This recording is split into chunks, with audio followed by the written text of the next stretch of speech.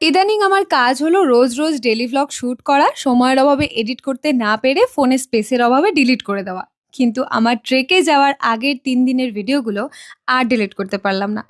অনেক ইমোশন, অনেক গল্প জড়িয়ে দিনগুলোতে। রওনা হতে যখন আর ২ দিন বাকি, তখন সকাল সকাল খান দুয়েক পার্সেল এসে হাজির। একটায় বেশ কিছু মেহেন্দি এবং আফটার কেয়ার বাম এসেছিল। চন্দননগর থেকে রেশম মামা এই মেহেন্দি পার্সেলটা পাঠিয়েছিল, আমি পরেও ফেলেছি। ভীষণ সুন্দর কালার এসেছে। খুব শিগগিরই ভিডিও শেয়ার করব। নেক্সট পার্সেলে ছিল ভীষণ সুন্দর একটা হ্যান্ডমেড জুয়েলারি সেট, যেটা পাঠিয়েছিল তিতলি ক্রাফট। এবং এই সেটটা পরে আমি কোথায় গেছিলাম বলো তো? কমেন্টে জানিও কিন্তু।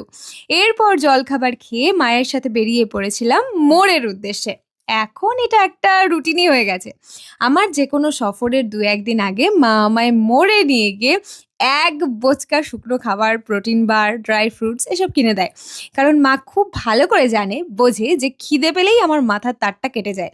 সব ছেড়ে ছুঁড়ে বসে পড়ি, রেগে যাই।